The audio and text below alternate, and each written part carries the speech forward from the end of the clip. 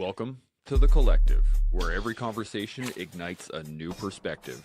Join us as we delve into the journeys of remarkable individuals, explore the art of growth, resilience, and the power of a shared mission as we strive to be better together. Hey everybody, welcome back to The Collective. We have another fantastic show for you today. We got Andrea returning, we got Mark returning, we got Josh returning.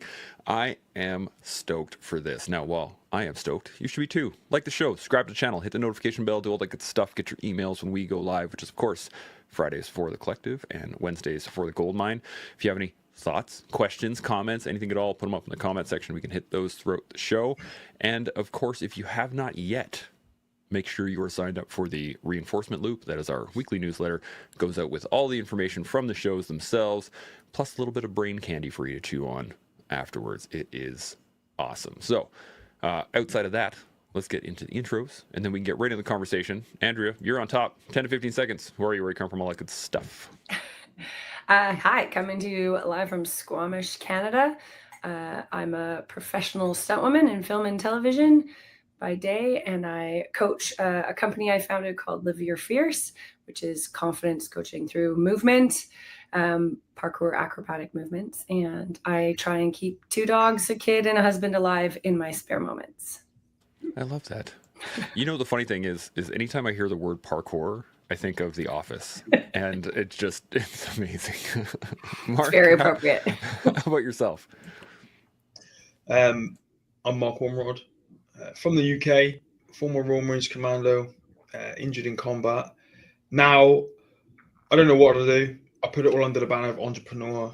I do speaking, write books, I'm a mentor, all sorts of different things. Whatever makes money, makes me happy, I'll do that. Man, I like it. Josh, how about yourself? Josh Tyler. I'm from Virginia, where I'm living currently. I moved out to Utah for a little bit and started my business called Savage Gentleman. I'm a former professional fighter, and I guess really just a professional dabbler. I've recently been not necessarily ordained, but been playing around as an amateur shaman of sorts. So that's been a fun little adventure recently. But we spend a lot of time with this Savage Gentleman thing, kind of helping guide, man. And I say shaman, really, I think guide is a better word to describe that. So father, husband, those important things, and then just kind of play around and do what I can when I can do it. I like it. And I gotta say, you got the beard for a shaman. Sure. That's a good description for it. I do like it. I don't love that word myself. I don't use that. It was thrust upon me. I like wizard way better. Ooh, wizard. That's a better one. But that also carries some baggage too. So I don't know. I'm not really big into titles. I'm just doing stuff. I dig it. Shaun, how's the mountains treating you? Oh, I do want to take this somewhere, but we'll stick to the topic at hand. And so, starting at the top, Andrea, we're talking about,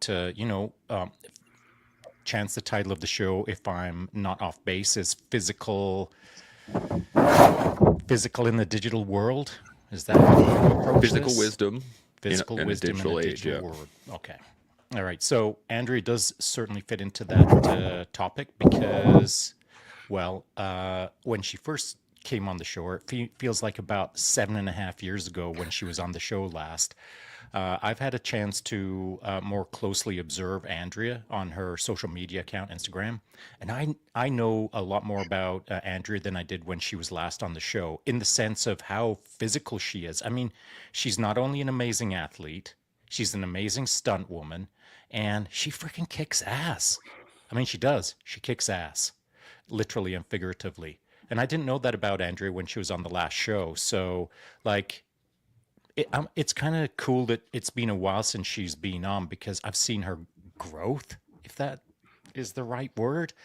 And then, of course, with Mark said something interesting to me there, and I think he misstated, he mischaracterized himself in a way. He said he's willing to do anything to make money for himself and blah blah blah whatever. And all I heard was No, Mark actually tries to make money for others. Like a lot of his personal drive is about charities. Every time I see Mark on the Instagram, and I track Mark really closely, it always feels like he's got his finger in some pies, not to make money for himself, but to raise others up. And so that's what I think of when I think of Mark. And then to Josh, Josh has been on the show just recently. And, I find it interesting that he's, to some degree, in a small way, struggling to describe himself because I think he knows who he is. It's just that he's trying to put it into common vernacular that everyone else might understand.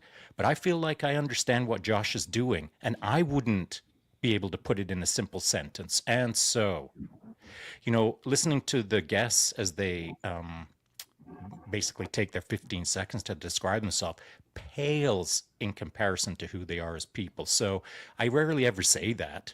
I think this may be the first podcast that I've ever taken this moment to sort of like build out the 10 or 15 second clip into like, these are like super cool, legit people whose lives can't fit in 15 seconds. And so it was Josh struggling to kind of put across what he knows deep in his wizardly soul that he's trying to do.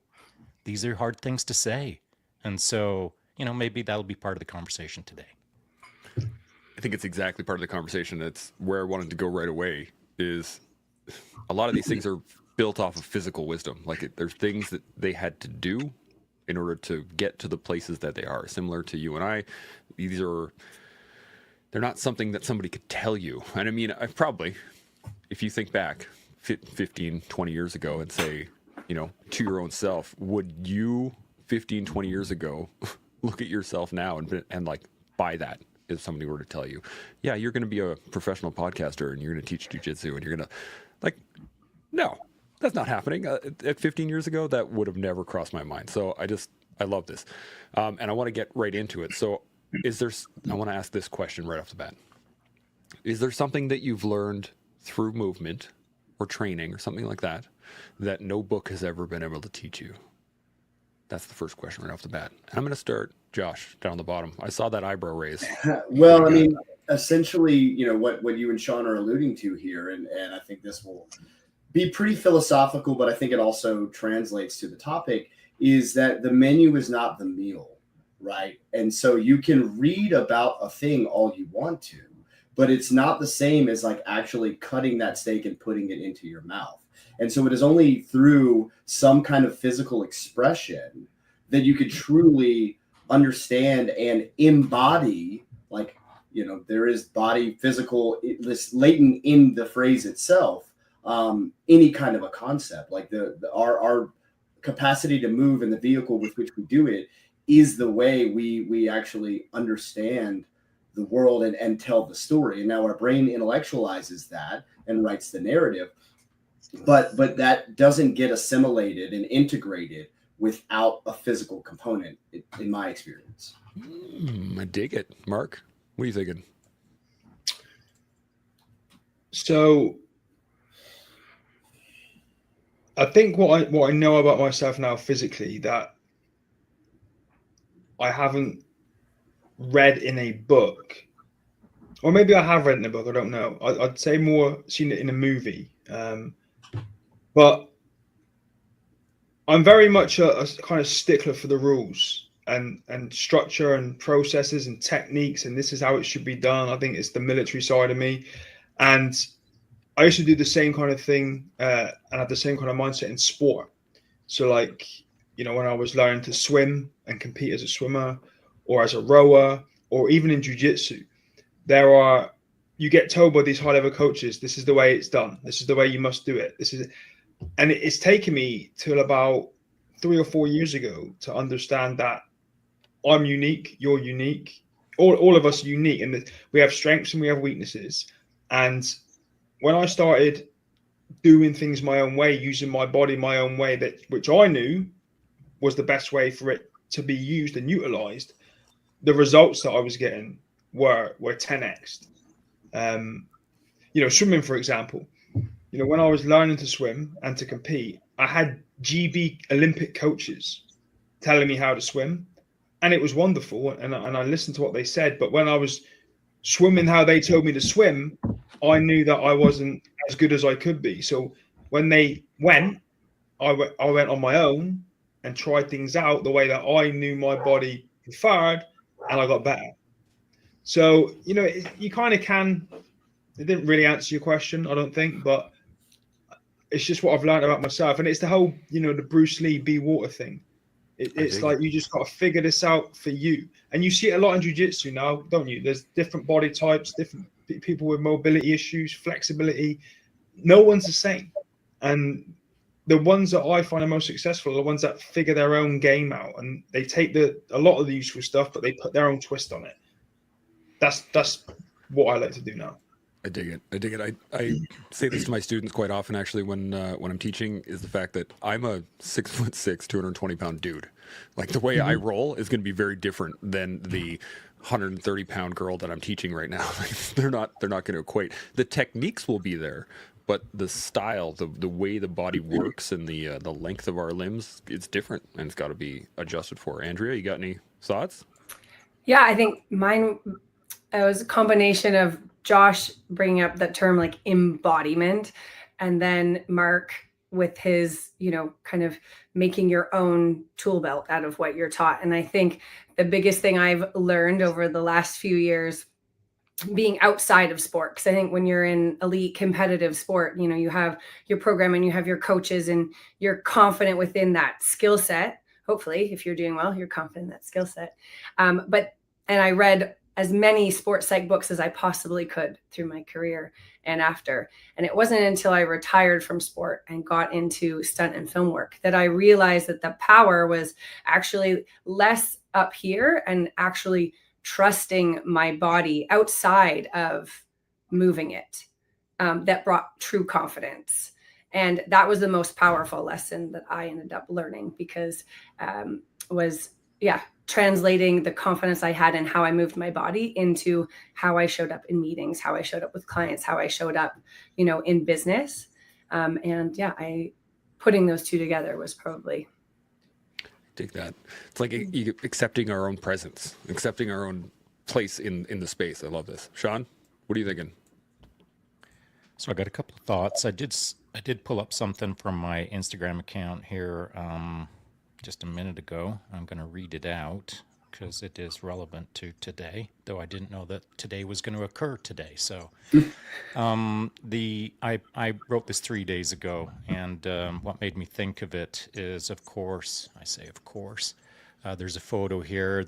The menu is not the meal. That is from Alan Watts. And so what I did state in my post was this: action teaches us what no page can. Books remind us of what no single action contains.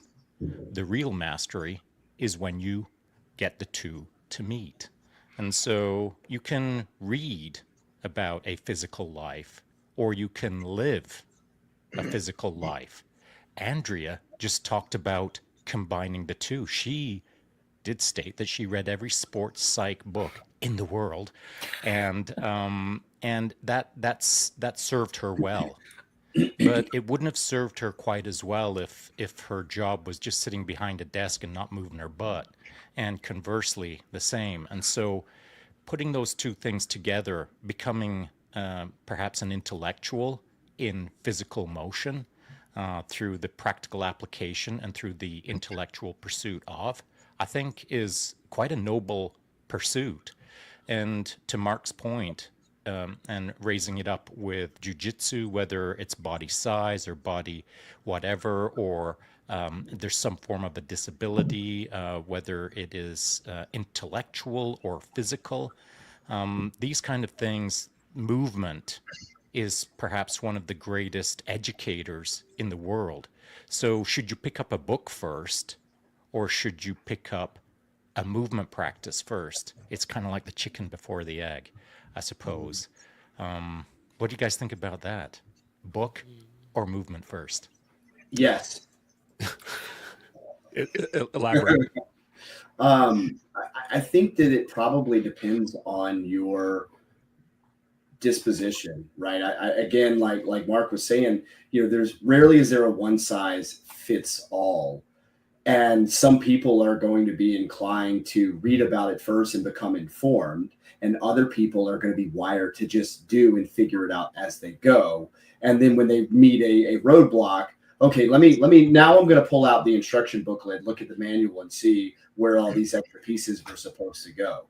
But if the thought of having to start with a manual, they'll never start. It'll never happen for them because that's just not in their nature. And so I don't think it really matters. I mean, all genuine pursuit of truth will inevitably arrive at the same destination. So it doesn't really matter how you start. If your goal is to, find what is true, and you do that with integrity, you're going to end up at the same place regardless. I dig that. Mark, you got any thoughts? I would start with the book.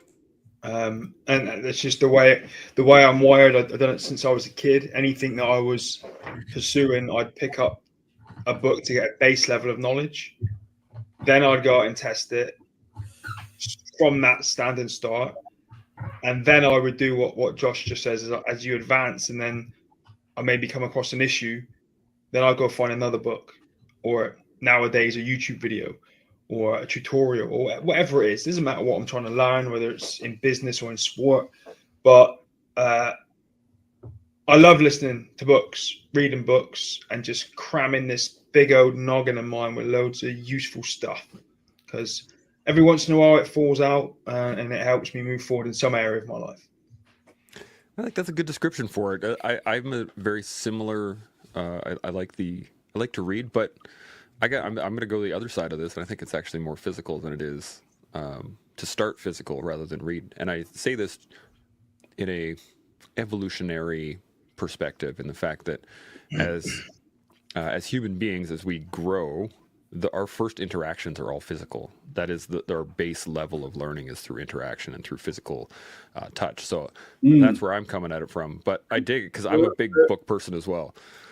What do you got, Josh? Can I poke a hole in that to Sure. Mark's point? While you cannot read as a child, before you do anything, you observe and you take in information.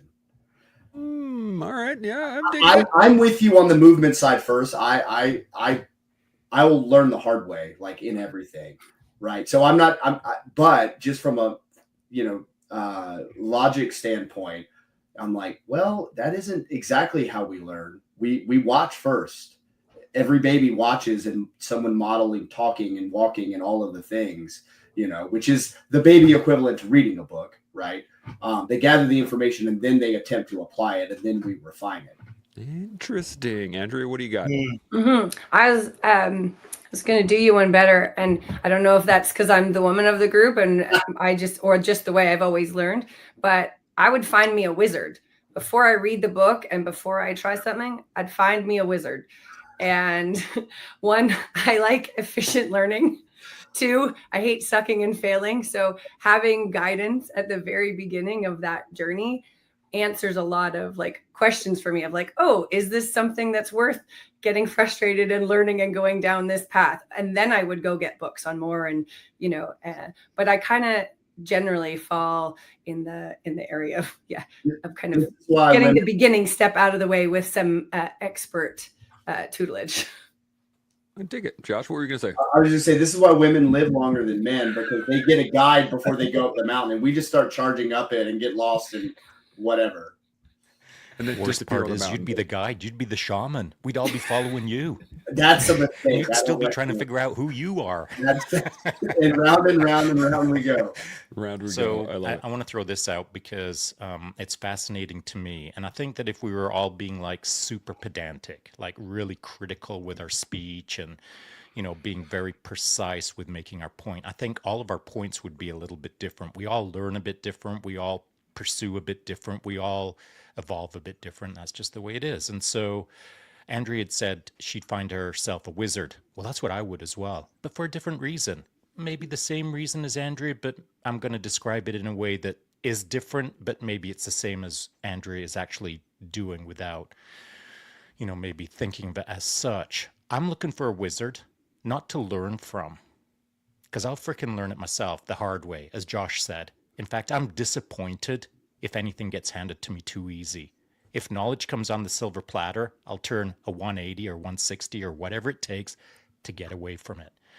I like to learn by myself, preferably in isolation, to be honest. But my first step is I like to bump into a wizard, not to learn from, because I want to see what the best spell is that can be cast in that moment. What is the most powerful spell you got, wizard? What lightning bolts can you throw? What can you shoot out of your eyes? Can you levitate? That's what I'm looking for when I look for a wizard. I want to see what is possible within the human condition in that moment. Can it be done by a wizard? And if it can, then so can I. Now I've just got to go learn how to do it by myself. And I'll frickin' take sometimes longer and sometimes the most inefficient way forward. But I'll figure it out eventually. Now, this is what's critical to me, and I'm then going to throw it back to you guys. The reason that I don't like to learn verbatim, or the reason that I don't like to follow a model, or why I don't like to follow the yellow brick road, is because when, at my age now, my 60s, as I get to the back end of my life, I don't want to think I'm a replicant. I don't want to think that I'm a clone. I don't want to think that I'm the guy who taught me the thing 20 years ago and I'm that guy, the same thing. Now I'm keeping it loose language because I know no one exists that way, that they're a clone of anyone else. But I want to live an N=1 life. I want it to be my life, not trying to replicate someone else's life. I just need the kickstart. I need the wizard spell that I think, oh, maybe I can do that, and then I'll get on with business. So, throwing it back to you guys. How does it work for you? This is interesting, and I'm tracking what you're saying here, Shaun. I'm gonna hand it over to the guests here in a second, but I just got to get this out of my head. Seeing something done really well, being able to observe someone like a wizard, as you guys say. I was watching a framer at one point just work a hammer, just smashing nails down a line, and I asked him once, and I was like, "How do you hit it so well? They're like, you don't miss." And he just said, "Well, you just hit the nail with the hammer. Like, you just do it." I've talked to horsemen all over the place of like, "Hey man, how do you ride like the way you do?" And he's like, "Well, you just do it. You just ride." Like, and it can be really hard to like describe the physical side of it. And I love where this conversation is going already. So, but I don't need the wizard to tell me. Yeah, I don't need the wizard to explain 100%. How to ride a horse. Yeah, that wizard has just got to ride the horse in front of me. And then I'll take the next million years to figure it out, you know? Yep. Shaun, go ahead. Sorry, I was just going to say, Shaun, do you think that there's any of that motivation is a conscious decision to make yourself a better teacher because you have to figure out all of the ways not to do it first? Because that is the way that I learn. Like, I'm super stubborn. Like, I want someone to tell me, but I'm still not going to listen. I'm still going to, do it the wrong way until I figure it out. And it's nice to hear them, and I appreciate the encouragement. But I'm not going to get it until I get it, and it's going to take however many iterations for me to get it. But that does do something that I've noticed, is it allows me to be really, really good at helping someone else shortcut all of the mistakes that I have spent, 40 years finding. Well, to answer your question briefly, I will say yes, because I realize this, and maybe it's important that I raise this contrast up. But Mark had said, in his military career, he learned how to do things a certain way, and they've kind of followed him through in his life. And that's the same for me as well, except in military career, early on, like in basic training, I learned just different than pretty much everyone else in my cohort. And so once I realized that I learned different and I performed different, I started being curious about that, not curious about it. And so I wanted to understand how I work best. And as it turns out, I don't work best like everyone else works best. And so once I knew that, I just got off to the races. And so I think it's important to contrast, and I'm not saying that Mark and I are so very different, we've got immense commonality in that he learned something in his young military career, as did I, and it served us well throughout the rest of our lives. He learned something, I learned something, and off we went. Now, it's probably important that everyone understands that two guys in the same panel might learn completely different or might apply the lessons completely different. But as Josh said, it all ends up in the same spot. I mean, we all end up where we're supposed to be as long as we put in the effort intentionally and righteously and just being good humans. You'll end up where you're supposed to be. So, Josh, my simple answer is yes. I learn in a way that is probably similar to yours, probably different than Mark's, but we're all in the same panel, probably all in the same spot. Interesting. Mark, what do you got?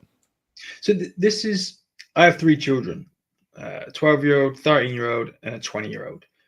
And they all learn differently. This is a problem that I have with the education system. You know, we're just talking about how every single one of us learns in a different way here. But for me, it goes all the way back to school, right? So you have 30 children in the classroom and 1 teacher. That teacher teaches a specific way, like Andrea would, you would, Chance, you would, Josh, and you would, Shaun, and I would teach a different way. Those 30 children all learn a different way. So one could be visual, one could be auditory, one could have to get up, actually do things. One might need to read it first, one might need a wizard first, whatever way it is, they're all different. But in the education system, if you don't learn the way that you're told to learn, right, which may be completely against the way that you naturally operate, then you're a troubled child, right? And then this whole thing about if you can't learn what I'm telling you to learn, memorize it, vomit it on a piece of paper in a specific room at a specific time in a specific location, then you're an idiot. You know, and I don't know how it all works over where you guys are, but it's kind of how it is in the UK.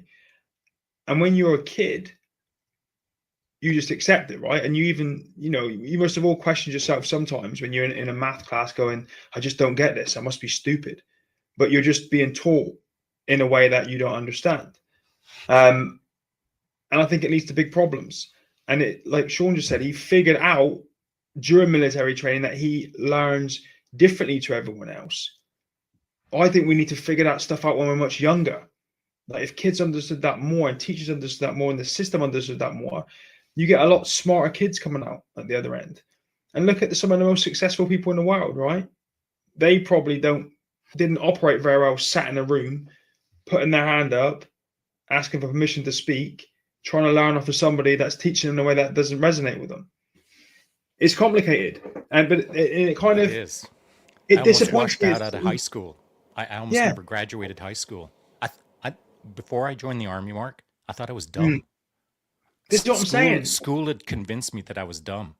I just thought I was dumb. I thought I had a low IQ, and I do not have a low IQ. And I thought I couldn't learn. I know how to learn. I thought I would never amount to much. Turns out I did better than anticipated. And so all of those realizations took me frickin' years to understand. But someone could have thrown me a bone in high school, like just thrown me a random tip, you know, like, hey, kid, you're going to be all right. Everyone learns differently in this world. You'll kick ass. Don't sweat the details. But that wasn't the case in the 70s and the 80s. I just thought I was going to be like, I didn't even know what I was going to turn into, but it wasn't much in my mind when I was in high school. So it's a big disservice, in my opinion. Yeah, there was a severe lack of wizards back then. So yes, you could use one for sure. I think there's still a severe lack of wizards, and that's what we're trying to change. I mean, that's what part of the collective is. And also, back in the day, it would be there was less access to the information, right? Like back in the 80s, and I met in the 60s and 70s, Shaun, like if you wasn't in your local community, you'd never heard about it. Like that would not have come across your desk as a kid. Andrea, you got any thoughts? Where are you coming to? Yes, I was honestly went deeply. Like I have a 4.5-year-old little boy, and then my husband is like severe ADHD, so was one of those boys that was a bad kid in school, like literally put in the back closet of his classroom because he was just, and so it's, you know, going into the education system, it's something that I think overtly aware of. How do I set my kid up for success, to find how he learns, and then, you know, set up an environment as best I can that he succeeds. But at the same time, I'll also say, like, I think that struggle also could benefit him. Or I have to believe that being forced to learn something in a way that you are not naturally predisposed to learn very quickly, very well, I think that in itself can be a skill in resilience and overcoming some sort of adversity that, you know, isn't physical violence or trauma or anything like that, like, you know, real intellectual challenges. And so these are just thoughts that come up as the parent in me. I dig it. And, you know, I wrote down here, it's not math. And to your point, Mark, you know, I didn't really struggle with math. I had quite an easy time with math going through school. And I would look around and watch people like really struggle with it. And I would be like, what is your problem? This is a simple concept. But there are other things in school that I could not grasp. And both to Andrea, your point as well, there's things in jiu-jitsu that I could not get. Like there were just movements that didn't work. I didn't understand it. I wasn't doing it right. And I just eventually, over time, I think it took 2 or 3 years to finally get to a point that I actually hit it and without thinking about it. And that can be part of it too, like the physical learning of it. So there's something else that I just want to throw out, not for anyone on the panel, obviously, but for any young people who are watching right now, or any young adults. You know, how you learn now is not how you'll learn for the rest of your life. You'll figure out how to learn differently, in different groups, in different rooms, in different tasks.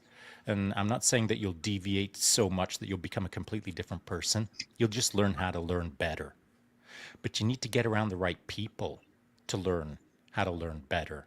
And so it's not just a case of attending physical education class once a month in high school for you to learn how to move your body.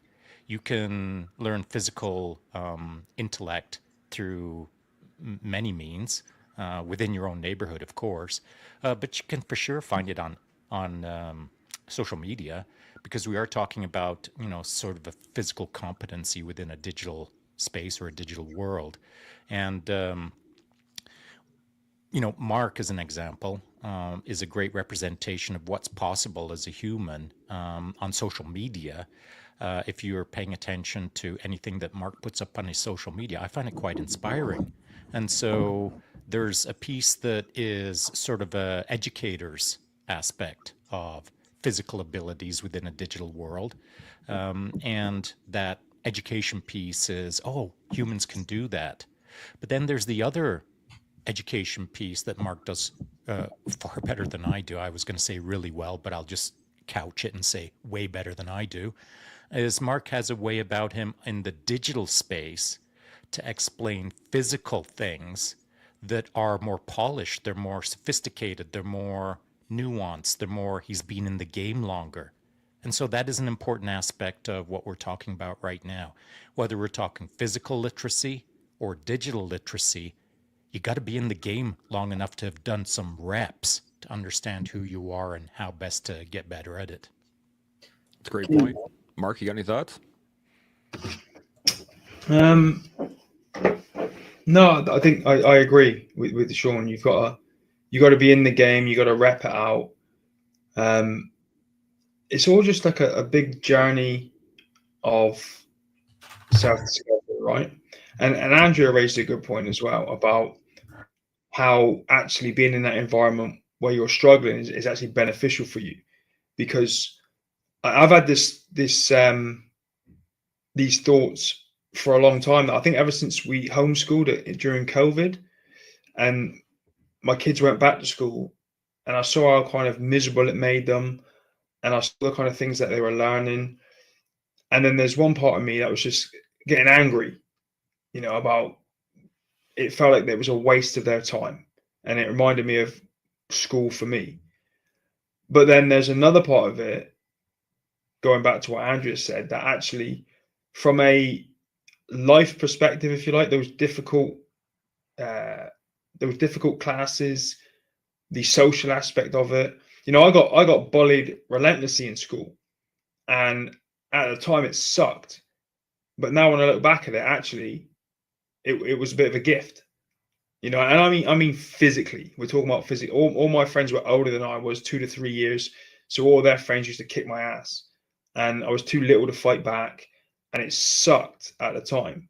But then when you look back, you're like, well, you know, even though it didn't turn me into some sort of lunatic or a professional fighter like Josh, but it built resilience in me, and it exposed me to a rough side of life, which then made everything else seem easier. Yeah, I've gone off topic a bit, but school, it's not just about academics. I don't think that the whole social thing is what that exposure to that is valuable in itself. So I think what we're getting at here is that especially the digital age, and not just the digital, but schooling and anything that we're trying to set up as a system becomes about predictability. It becomes about what can I do now to predict this outcome, right? If I send a bunch of kids to school to learn a general range of topics, at the end of that, we should have semi-equal adults, right? We should have a ground level baseline for everybody. But the problem is, as Mark said earlier, you have teachers teaching their style to kids trying to learn their style, and to everyone's point, that struggle teaches us things if we are willing to learn them. Josh, what do you got? You got something? Yeah, well, I think that there's actually even a bigger problem, kind of globally with that notion, is that when we're talking about school and systems and even sport to some sense, we're talking about a finite game, right? We're looking at a finite game and how you play that and quote win it, and it doesn't directly map to the infinite game that we should be playing, which is called our life.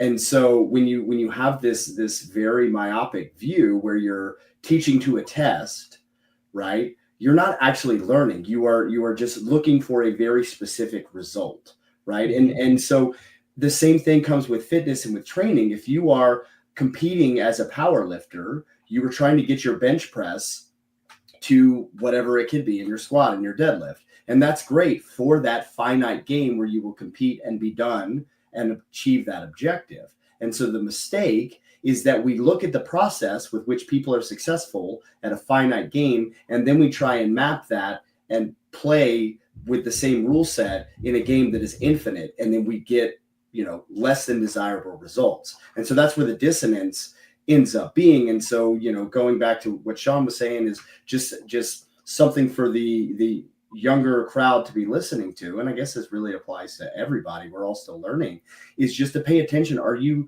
What kind of game are you playing? Is the thing that you're working towards achieving, is it a finite, limited goal, and approach it that way? Or are you just trying to, be the best that you can in life, which the boundaries of that are infinite? So you have to really keep that context in, to make sure that you're going about it in the most efficient and useful way. This is quite interesting because I'm thinking about this, is that if we apply a finite rule set to an infinite game, then we are putting limits on our own capacity across the board, which that's super cool. Andrea, I'm coming to you. What do you think? Yeah, I think the first things that come to my mind when, Josh talks about finite versus not, and I combine that with children. Like, I coach gymnastics and wrestling and parkour to kids at all different times when I can commit to it. And I think when I'm coaching them, I picture myself just giving them a tool in their tool belt of life, and so when they go to school, hopefully they get social and, and intellectual tools in their tool belt.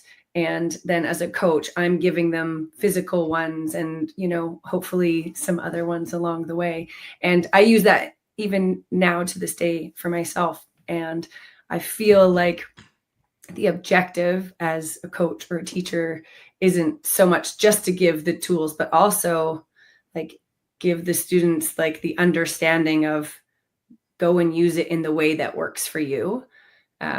And I think that kind of comes a bit to like what Shaun was Mark was saying earlier about when he was taught something a certain way and he was like, okay, yeah, got it. And then would go off and really like use those tools in the way that he best knew himself. And so I just think that is kind of with any student of any age that's moving their body and trying to learn something, I just picture it as a tool that can be utilized outside of that arena. I love that. I got a tool belt of all kinds of things from all different angles, and I love using them. Mark, you got any thoughts on any of this? On tool belts? On anything so far? What do you got? Every day's a school day. That's what I've got. Like that's not you bad. get good. Right. Yeah. We never stop learning. The whole compulsory education thing is compulsory education. You've got to do that. It's state mandated. You get in trouble if you don't, and you're kind of forced to learn core subjects. But for me, it was once I left that I really started learning about lots of things. Like you said, Shaun, earlier about you discovered how you learn, and what was exciting as I got older in life was you were allowed to learn about the things that excited you. So like Josh, for example, right? So as soon as you started fighting, I bet you just locked in, right? And then because you love that, and then all of a sudden it's a different kind of difficulty. Like if you're getting forced to learn maths and you hate maths, it's just frustration. But if you're getting you're in a position to learn how to fight, but you love it and it's hard, it's a different kind of challenge. And I think it wasn't hard. It was easy. It was just like, what's today? Oh, it's Tuesday. Okay, I'm going to go train. Right. Like there was never like, that's just what I did, but you don't get that option in a compulsory setting. Yeah. I just wish more focus was put on this for children at younger age to understand this kind of stuff. But this is what our responsibility is as parents. I try and subtly teach this to my children when they get frustrated, if they're not good at science or, they're questioning why they're learning Shakespeare. I don't know. It's not going to get me a job learning about Romeo and Juliet unless I want to be an English literature teacher. But I just have these conversations with my children, and they're only young teenagers. But as a parent, you want to take all the things that you struggle with in life and educate them early enough so they're not struggling with them, right? You bring up Shakespeare, and we actually just did a show on Hamlet, to be or not to be. And okay. there's some valid points, and both Shaun and I actually really enjoy Shakespeare. So talking to a harsh crowd. What do you got, Josh? So I don't know Andrea from anybody other than just seeing that she's super rad on social media. Like I did the same thing. I did a little bit of stalking. And I was just like, oh man, like she can move, right? You could just tell that competency by the way someone, executes movement. But I also know that she is an exceptional teacher just by what she said, because she understands the bigger picture, that what she's teaching isn't about what she's teaching.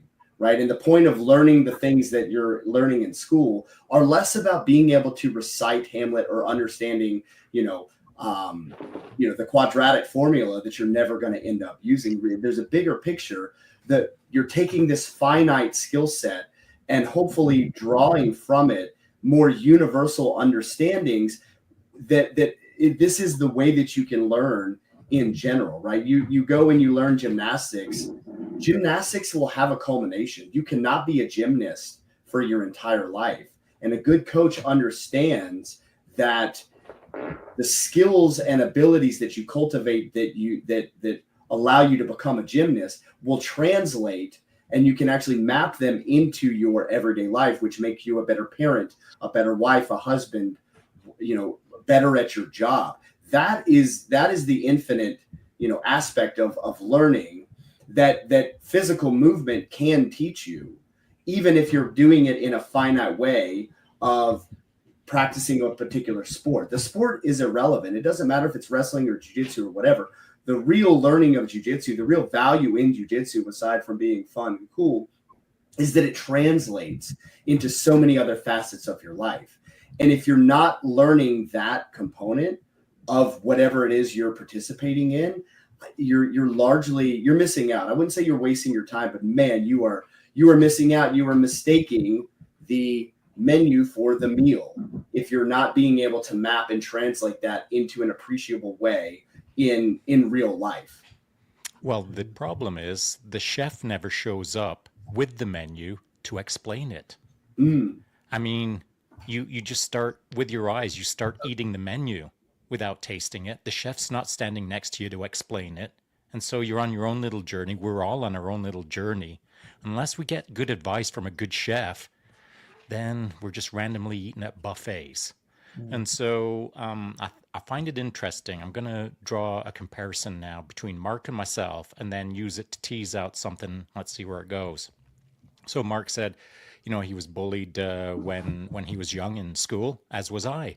And maybe it's because I got my big British ears and my British accent at the time. I'm in Canada when I was about 10 years old. I'm not sure. But anyway, I got my ass whooped a bunch of times and I didn't care for it. And I didn't know how to stop it because there was no chef showing up with a menu to explain how this all works. Now, here's the interesting part for me. So Mark had to figure out how to deal with the bullying, and that turned him into something. And I had to figure out how to deal with the bullying, and that turned me into something. But no one ever explained in high school what these moments can turn you into. The conversation always operates at the surface level. The conversation is never at the level that we're at right now, where the fundamental questions are asked rather than the surface level questions. And so, when I was in high school getting bullied, and by the way, my brother committed suicide due to bullying, and so no one was there to explain any of that to me. Definitely not at a fundamental level, but here's what I would have liked to have heard when I was a kid. Many years later, Shaun, you're gonna come to terms with all of this. You're gonna learn some things from it, and it's gonna shape you into someone that is gonna be a result of this moment. And I didn't know what that was, but I do know now. Because at my core, that bullying turned me into a guy who doesn't care for bullies. And therefore, I am a guy who prefers to fight for the underdog. And so I'm the guy who likes to get in a plane, jump out of a plane, go to a country where there's some underdogs and take care of bullies. And so how your life shapes up can be a result of some things in your past that no one took the time to explain at a fundamental level what it can do to you, or what it can turn you into, or what it can mean, or what the message is that you can pass on to other people when you're older. And so this conversation is a prime example of we're talking about physical wisdom in a digital space. And I would like to say that Mark was given some physical wisdom when he was a kid. He got bullied, just as I did. But in the digital age, that isn't explained very well, to the degree where kids nowadays, and this is going to be a bit edgy, so please, whoever's going to listen to this, take it in the spirit of how I'm going to say it. We're now at a point where kids are disconnected from each other. They maybe don't get bullied enough. I know that's going to sound atrocious, but bear with me. They don't get bullied enough to understand what bullying actually feels like, and therefore they're really easy to bully other kids in the digital world. They don't understand physical bullying, and therefore they're really easy to digitally bully. And I know that's a really contentious statement. I know. And I'm not like, I won't go down on my ship with that statement either. It's just a general statement that I'm throwing out there just to see where the conversation goes. Well, I think there is just a general overall illiteracy, like a physical illiteracy, that it's a language that people no longer are fluent in and know how to speak as well as they used to, because you think about how much we had to move our bodies in order to survive, even a couple of decades ago. And yeah, you better be able to fight, because there was going to be some, jerk on the playground who was going to choose out the weakest link and get physical with them. So there became an impetus of like, yeah, I better be able to do something. And if nothing else, run fast. Right. And then just life itself, you had to work, you had to, way back, if you weren't physically capable of providing for yourself, you would die. You had to go hunt the animal and bring it back. And we live in an age that is so now comfortable, because we know, okay, the threat of physical violence is almost non-existent, which is great. To your point, Shaun, thank goodness we live in a day and age where, the likelihood of a playground bully punching my kids in the face is much lower than it was when we grew up. And the likelihood of a saber-toothed tiger coming out and attacking me is zero. And I'm grateful for that, but it comes at a cost. The comfort, the safety or illusion of safety comes at a cost. And so now we have to proactively learn that language, because it is not inherent in our society anymore. It's not a cultural thing that is being passed down. So we have to now go out of our way to develop that fluency for all the reasons we said and all the benefits that will ultimately give us. So I have a question on this, and just before that question, I want to punch out on this is the fact that, Josh, you mentioned the quadratic equation and that nobody had ever used that. I did. And the funny part is I did it to teach a bunch of people about explosives. So, I mean, cool. Yeah, kind of. But at the same time, there was a point in time where I was at a chalkboard and I was like, man, I got to apologize to my math teacher, because I was writing the formula out and I was just like, oh, I should have been there. Mathematically, though, what percentage are you in? Are you you were in the, we're in the like 10,000 decimal point range of people that are using it on a regular basis now. 100%. I'm with you 100%. I just think it's hilarious because a lot of people throw that up and they're like, who needs algebra? And I'm all like, I had to use it. Like, I'm the one kid, right? But so the question I have. Chance has said that in previous podcasts. So Josh, what you don't realize is you just handed Chance the easiest softball lob in the world, because 100%. he loves telling that story. You're welcome. Thank you very much. I appreciate it. But, so the question I have is not that's a side story. I'm not going to get into it. But the question I have is, for many years, like you said, physically we had to do stuff. We just had to do stuff, and there were a lot of unwritten rules, especially on the in the playground as kids back in the 80s. If you got into a fight and that kid hit the ground, well, that fight was pretty much over, right? And everything dissipated. But that was an unwritten rule. Nobody stated that out loud.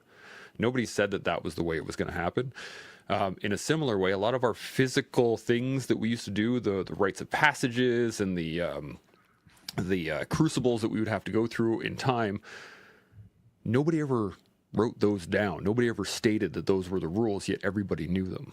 And now in the digital age, where people still don't know what the rules are, but we're interacting with new rule sets in new areas and with new people all the time.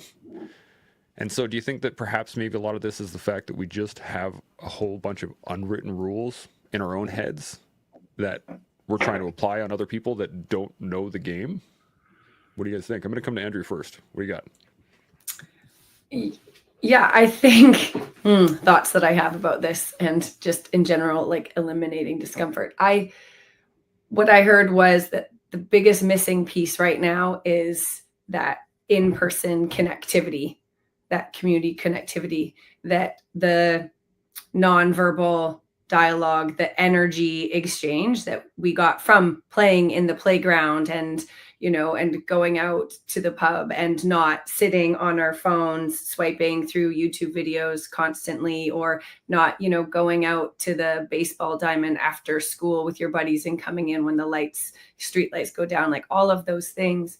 I guess I would fathom a guess that might be one of the biggest missing pieces, is the stuff that we learn through just actually being actively in our communities, and that nonverbal, and you can't get that the same through a digital screen. I love that you brought up that energetic exchange, because I think that's really what it boils down to, where you do not get that in the same way that you gain no energy by looking at a menu, right? As opposed to eating calories, you get no energy by looking and interacting in a digital realm, even though you're exchanging the same symbols. It has the same symbolic meaning, right? The word is the same as, the word steak is symbolic of the steak, but it is not the steak. So the energetic quality is not there. But when we physically interact with someone in whatever way, or the world, just the environment, it doesn't even have to be person to person. There is a difference between, playing a fighting video game and then going and actually training and sparring.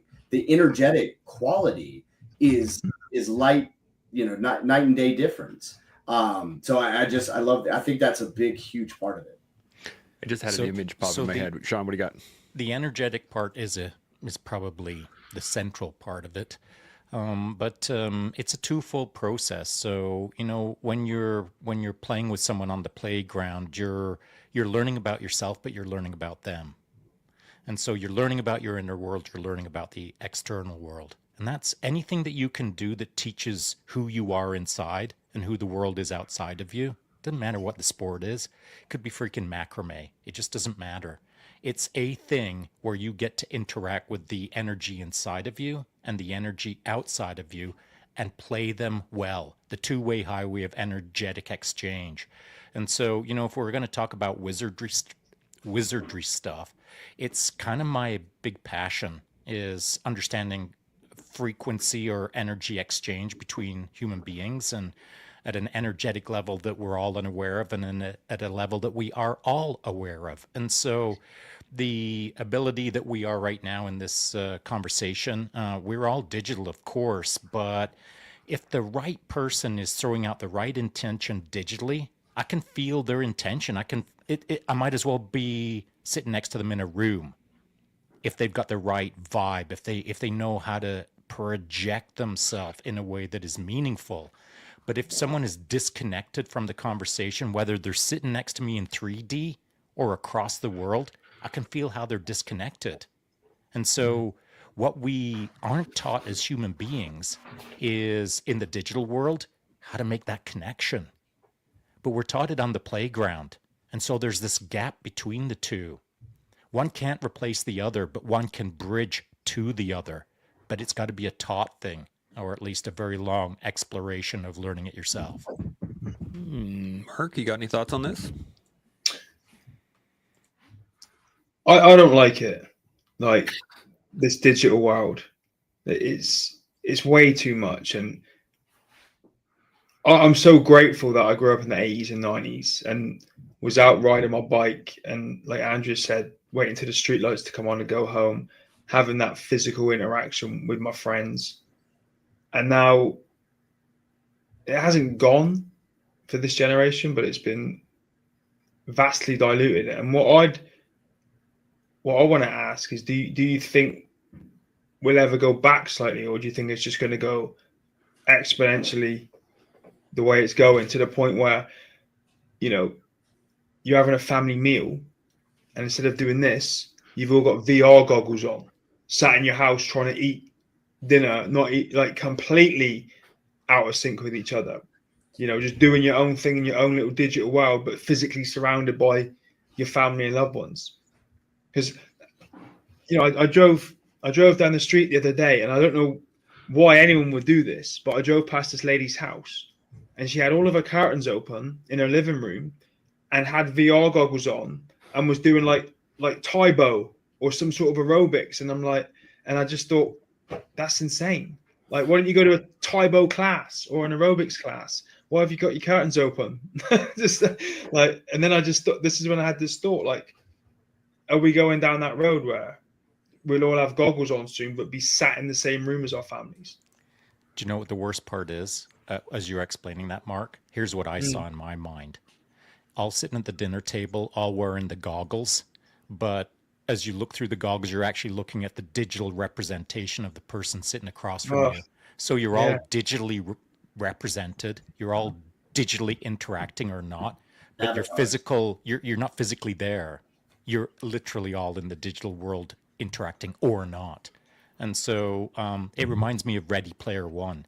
If anyone's Demolition seen the Man. movie Ready Player One, it is. I mean, that's generally the direction we're going. It's just a matter of timeline, how long it takes to get to that sort of inflection point where we are becoming not quite singularity, but we are becoming more and more attuned to the digital world, where we seek the digital world more than we seek the physical world. And so the last bastion, as I see it, of people who will hold off in the physical world are physical people. Because less physical people have less of a reason to stay in the physical world. How about that?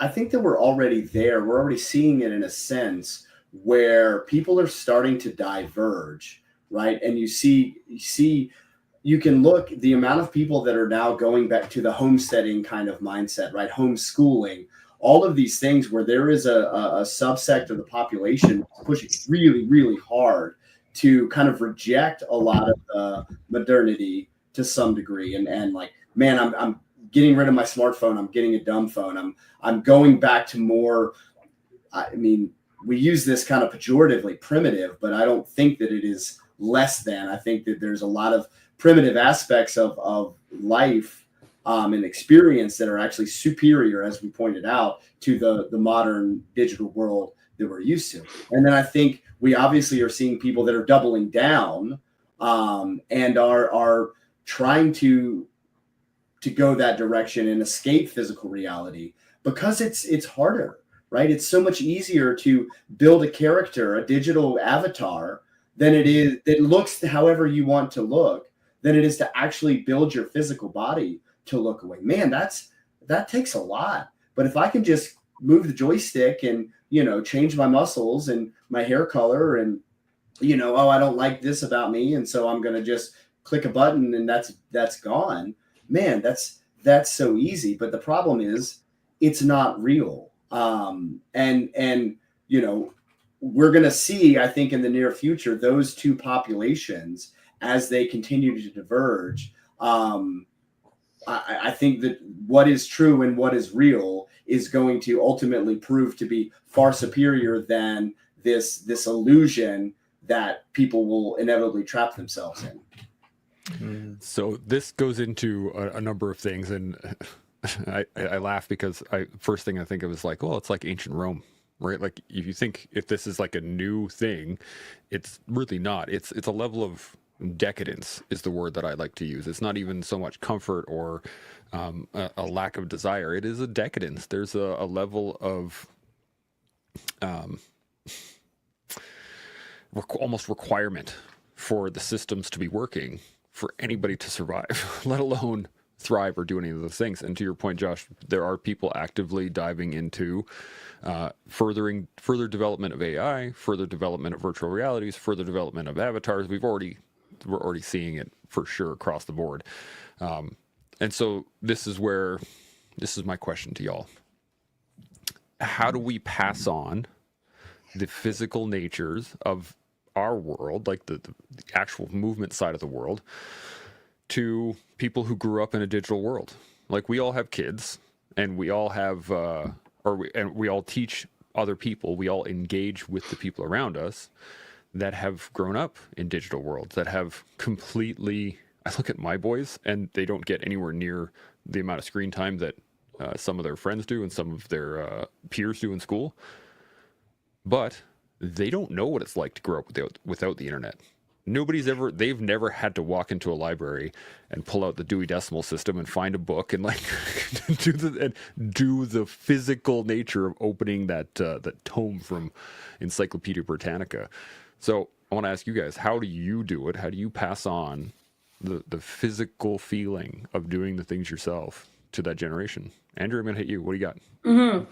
I wanted to jump on this because it was a previous thought as well. And this is coming from someone who is entirely complicit in the living room entertainment, disconnecting, making a living off of numbing through a screen. So take that as you will.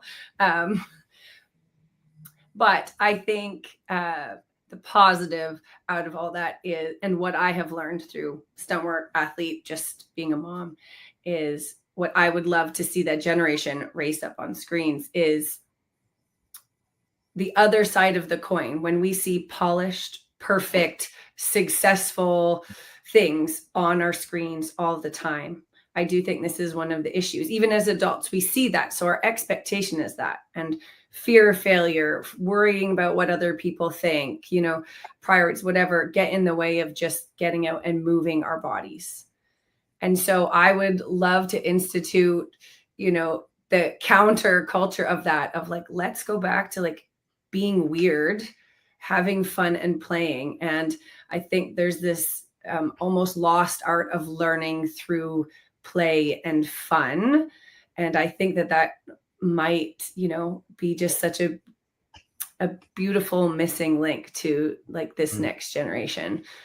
Or maybe it's just me who really freaking has embraced being weird and has just found a new joy for that. As like an athlete that was like bred to be perfect, perfect 10, perfect land. I was a gymnast for, 12 years. And then, I got into wrestling and I did that for a long time. That was more or less perfect. That was just like find a way to win under pressure. But now in my adult life, embracing just being out there and being weird and all of the gifts that gives. Just giving her. I love it. I think, and to your point, we're all kind of weird. And when you start to buy into yourself, when you start to really accept who you are, and you get to just give her as yourself. I love it. Yeah, well, everyone's weird. Okay. Yeah. Everyone's quirky, but some more than others. Some are weirder than others. And I say that I'm quirky for sure. And I'm weird for sure. But anyone who knows me at different levels of quirkiness. Like if you really get to know me, you'll understand how freaking quirky I am. But if you're just tracking me on the IG, casually, you'll think that he's a bit of an odd duck. You won't think of me as super quirk, but I am. And so my most interesting friends, my favorite friends, are the quirkiest. Like I ain't even interested in you if you ain't quirky. Like don't even cross my front threshold. Because if you're boring, I've seen it a 1 quadrillion times. But if you're quirky, I'm all about it. I'll target lock you all day long. Because I know there's something to learn in there. And here's what you can learn from a quirky person, is they've embraced their quirk, whether they know it or not. Like if I'm seeing quirky, they're letting it happen. Whether they're aware of it or not is neither here nor there to me. I love seeing the quirkiness because that's where I learn a lot, is in the quirky, is in the weird, is in the abnormal. Because normal's all around me. I can throw a rock and hit 1 million normals.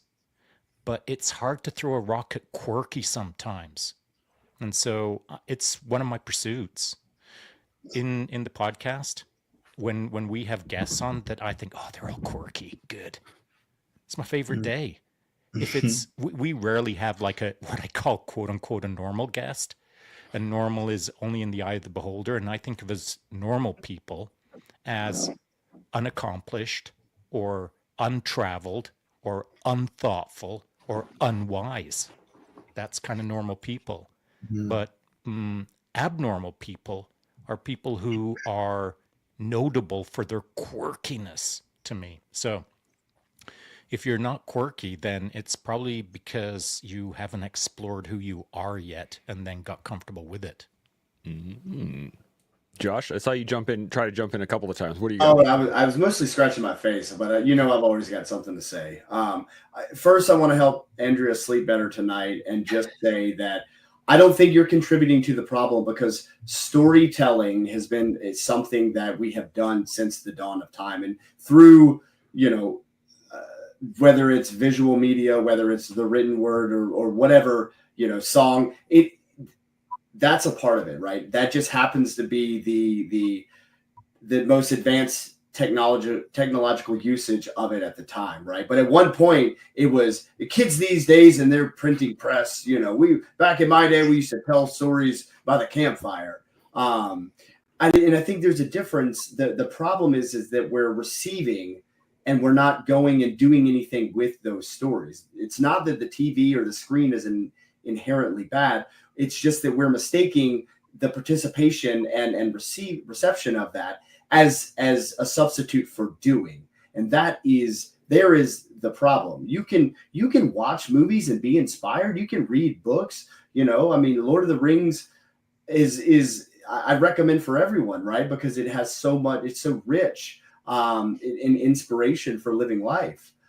Hence the wizard propensity. But I don't think that that's the problem. I think the way that I'm trying to express and help overcome this digital thing is by creating experiences. We just had a handful of guys come out to the property and spend the weekend in the woods doing, man stuff and chopping wood and sleeping on the ground and sitting by the campfire and cooking steaks over an open flame. And we did some jujitsu, we did some boxing, and it was a really cool experience.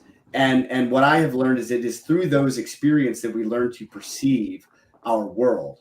And without that, our perception becomes very limited. The less experiences we have, the more narrow we perceive our reality, which means we are only looking at it through a very, very small lens, which is really difficult to solve any kind of problems. Imagine looking at a knot and then having just a peephole to stare at that knot to try and figure out how to untie it.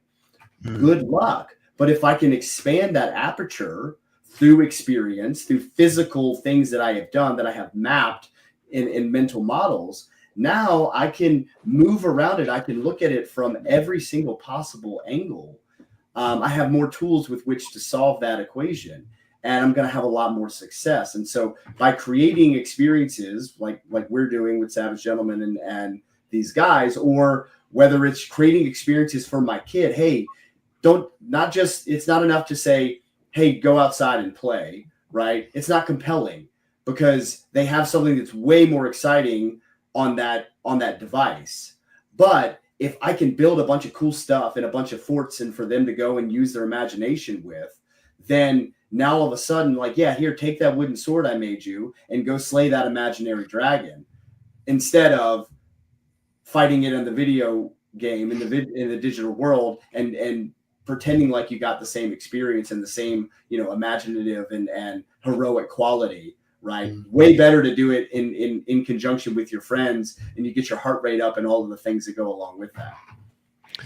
I dig that a lot. I wrote down here, when we saw Rambo for the first time, we went and played Army, right? But now when kids watch that kind of stuff, they go and play Call of Duty. And like, it's a different mindset as well. So I'm just digging this. Mark, what do you got? Yeah, I think as parents, coaches, mentors, teachers, whatever we are, this is what we need to do.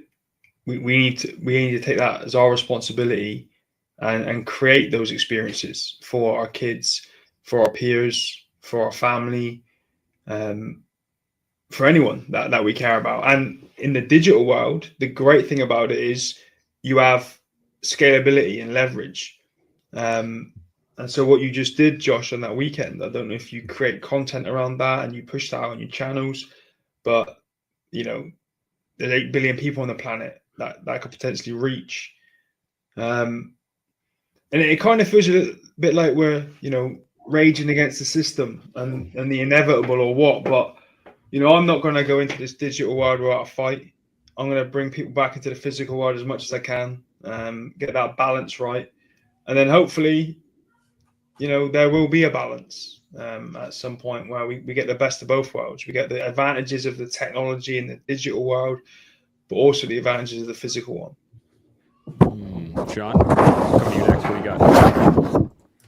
I'll say this, that I put this up on my Instagram a few weeks ago. It was a striking comment that really made me sit back and think about the harsh reality of it.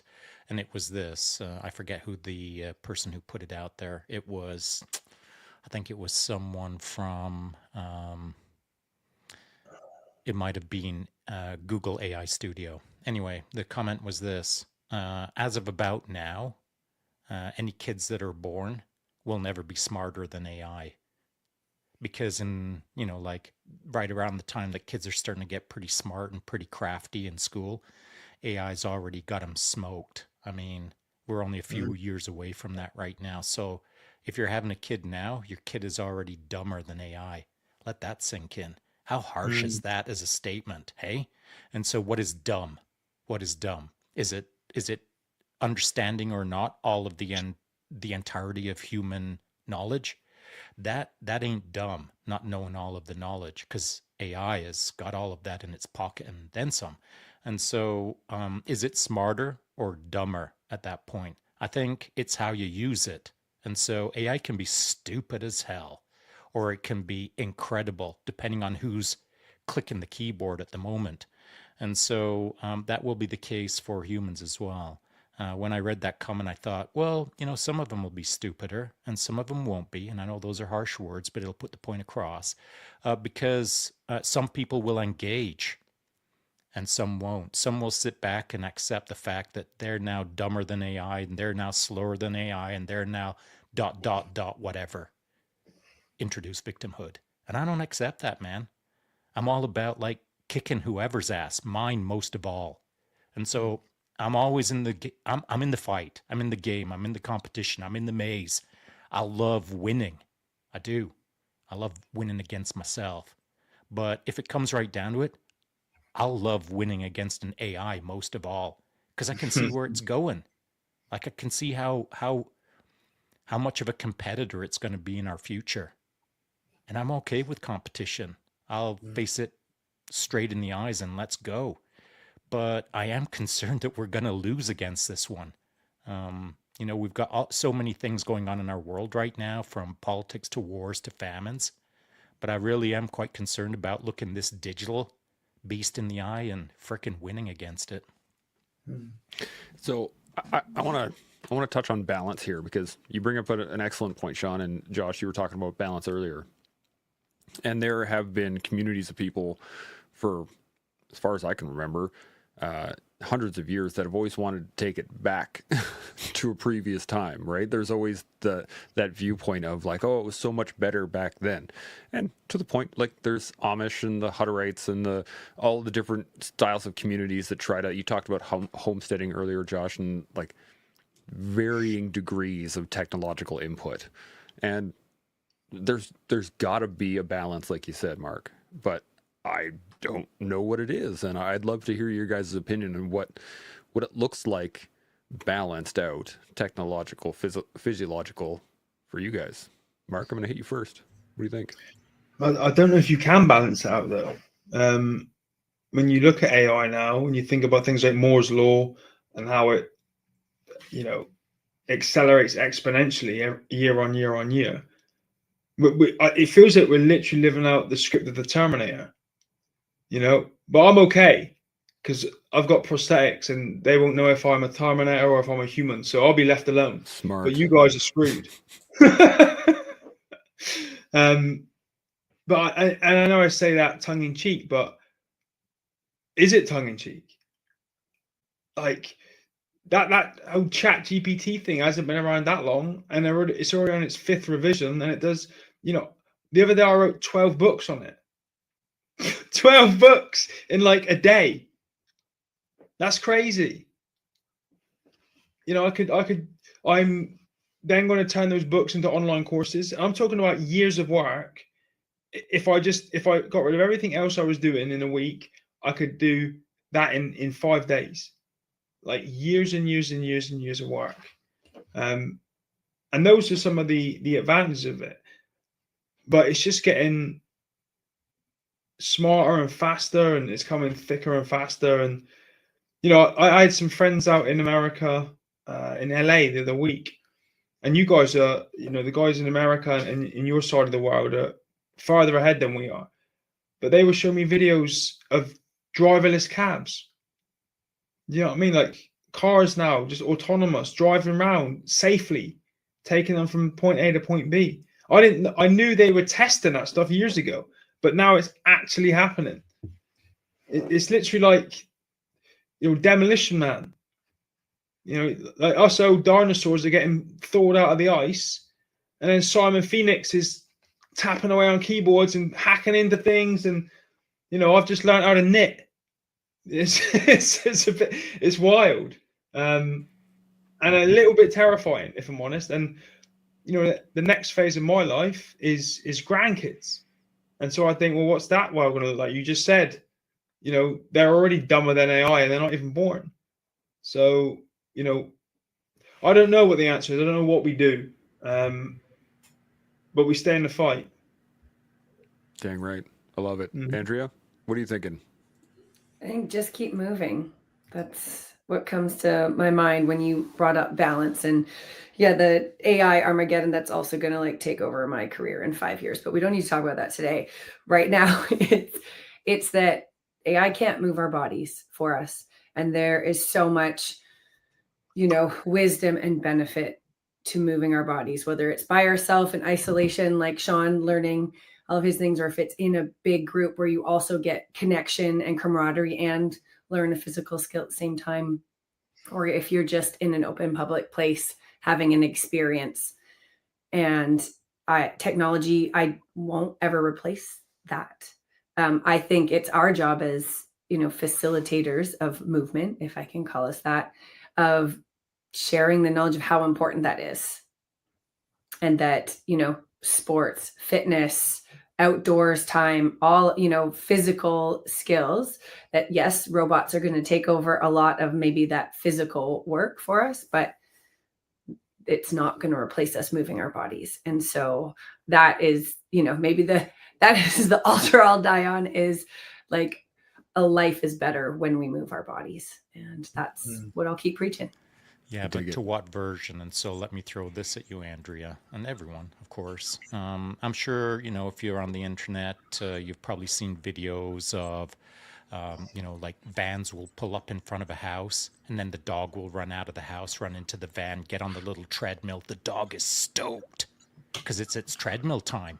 And the owner just says bye, and the owner goes off to work, and there's the dog on the treadmill, like just freaking cranking out 1,000 miles an hour, running on this fixed treadmill with a little leash, right next to another dog in the van that's also on its little treadmill time because the owner's at work and can't walk the dog. And here we are. That'll be us as humans 20 years from now, like VR, walking on the treadmill.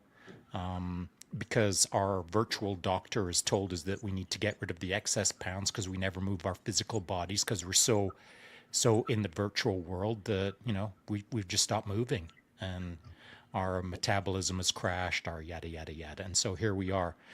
Like, I watch those videos and I think that's humans in 20 years.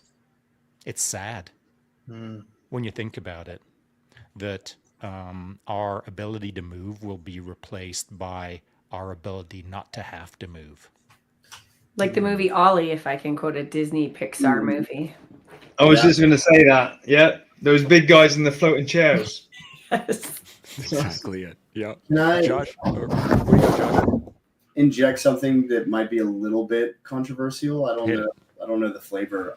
I think two things that will combat that is sensitivity and an idea of like spirit or a spiritual aspect, because that is something that a machine can never replicate, right? So the limiting factor of AI and any kind of mechanism like that is that it will always be a closed loop system. It can only ever learn from the input that is injected in it. It cannot generate and create anything on its own. So it is dependent on us. It will only ever expand to the degree with which we are capable of putting new information into the system.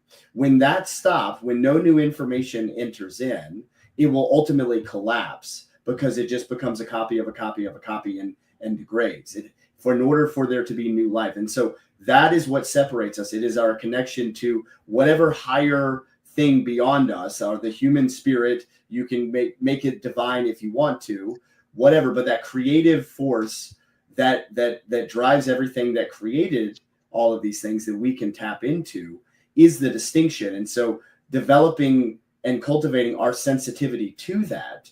And one of the ways we can do that is the sensitivity with our actual physical bodies. where you can start to recognize, okay, yeah, sure, I've been watching a lot of TV. Man, I'm feeling kind of lethargic, or maybe I'm recognizing the emotional toll that the doom scrolling has been paying to me. And like, I'm just like, man, I just feel so anxious for some reason. Yeah, because you've been staring in this black mirror of negativity, right? Like this is the one ring that you just keep putting on and letting the Dark Lord like take over. You know what I mean? Like Sauron is now, affecting you. You're like, hey, just put the cursed object down, as you're reading the story. And it's not that easy. We can see that. But if I have the sensitivity to see the signs before they become, irreversible, then I can, oh man, let me put this down. I need to move my body. I need to get some air in my lungs, right? I need to do something physical to counteract this digital thing that is also physically affecting me. But I can't do that if I don't have some kind of baseline understanding of my own biology and physiology. And I also, what motivates me to do that is some, higher power of understanding that me as a human and everyone else in our human life and existence has greater value than just some notion of productivity, right? Like, well, we just, the bottom line, we just got to get the bottom line. No, that is a finite game. That is a finite game of moving the needle and improving the bottom line. I'm trying to play an infinite game, and the world of the spirit is infinite. It goes on forever. So how can I create a scenario that enriches and enhances that and gets as much experience in that as I possibly can while I'm here, and inspire others to do that? I think that's, to me, the way to balance both of those. Don't shun the technology, but understand that it's a tool.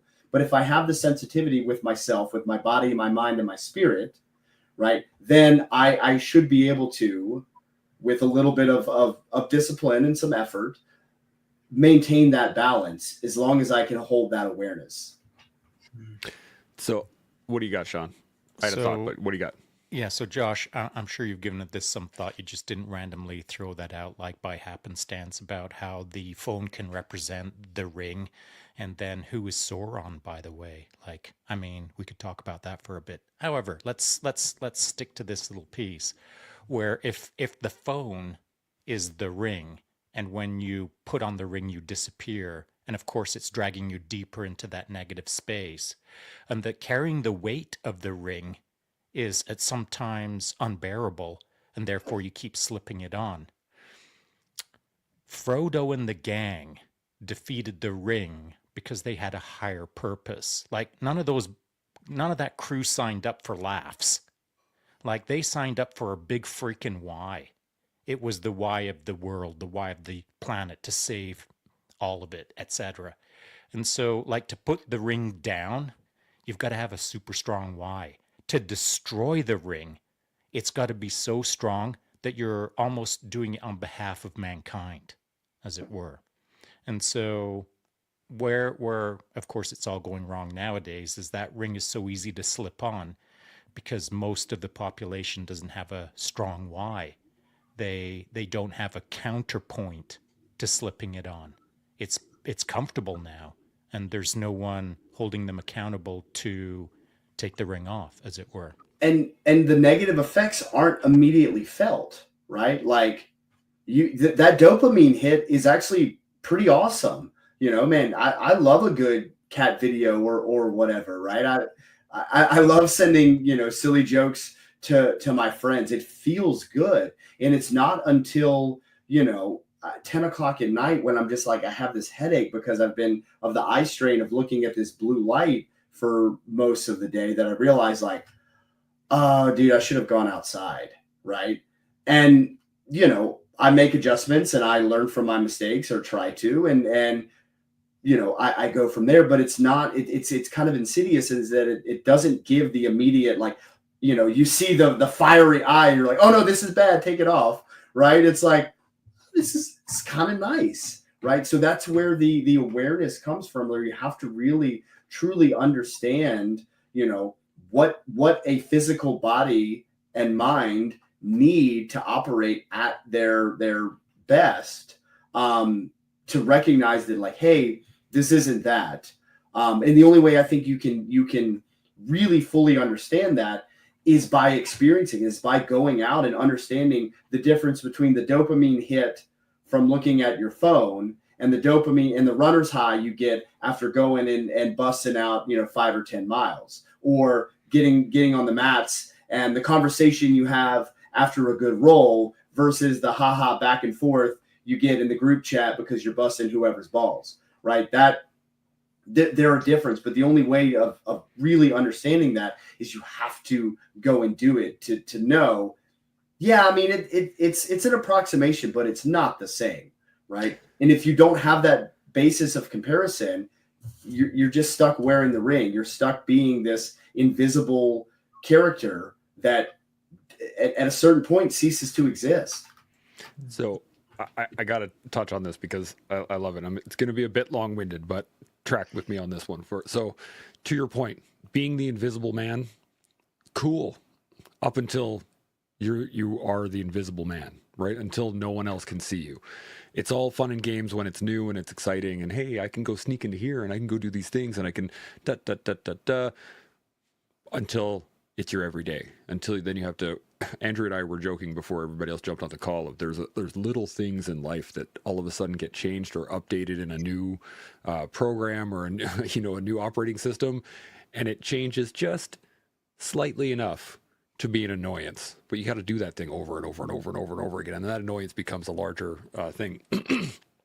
And so the point I wanted to make on this whole piece is that we're speaking in a very dystopian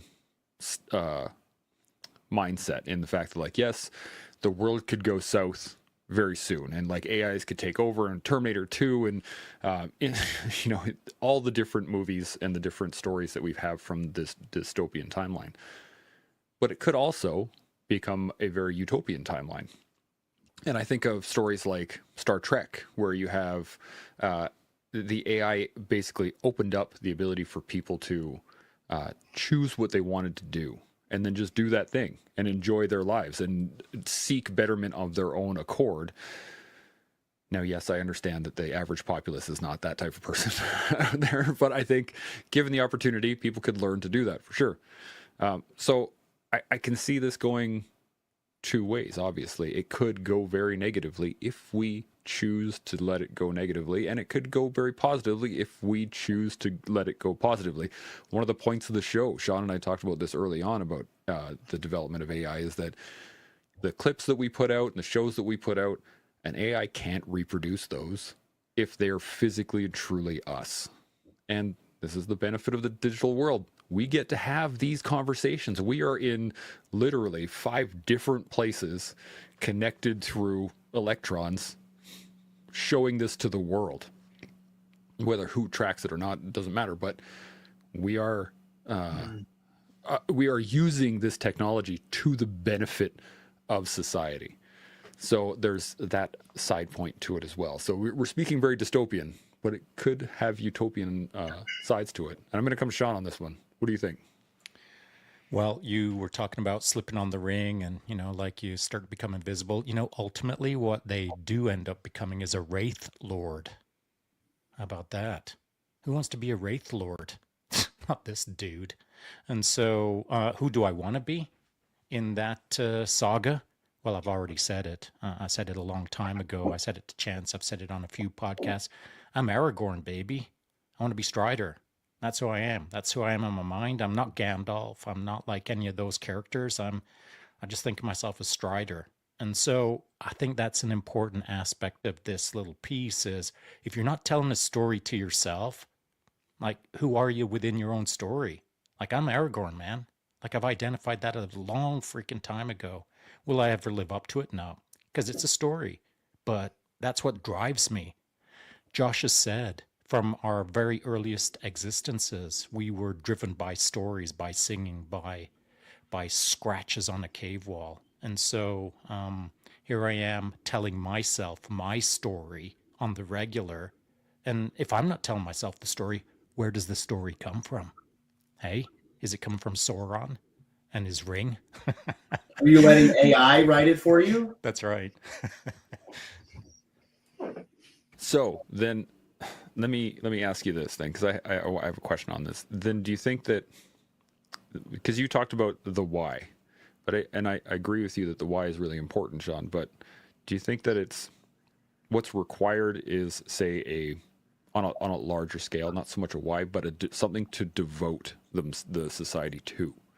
Because I think back to turn of the century, Canada, the United States. One of the things that really brought the places together was large national projects. The Canadian Pacific Railroad, I'm thinking of, or like the things that brought people together as one team. The society could devote themselves to. Same thing after post World War II.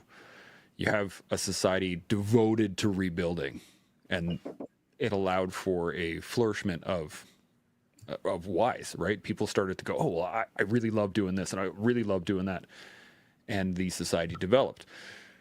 And we haven't had one of those for a really long time in society. And so do you think that perhaps the thing that we're missing is a societal devotion, something that we can, as a larger group, attach ourselves to and lean into? I want to start with Mark. You're on top. What do you got? It's an interesting concept, and I agree with everything you said. What would that why be though? This is what I struggle with, because the world is so divided right now, like it has been for years and years and years. And you're right, what you said about like post World War II. That was when everyone came together, and their why was to rebuild. After all the tragedies that everyone suffered, they had to come together then to rebuild. And you're right, I don't think we've had any event like that or any reason to come together like that since then. Maybe this is it, but then what would that event be unless it was Judgment Day? Everyone's running around. I don't know. And by the way, I'm a big movie guy, but there are two mega movie franchises that I've never even seen one movie from, and that's Star Wars and Lord of the Rings. Okay, you can get off the call right now. I'm just not. No, I'm trying to. Zero references had. No, I put them together.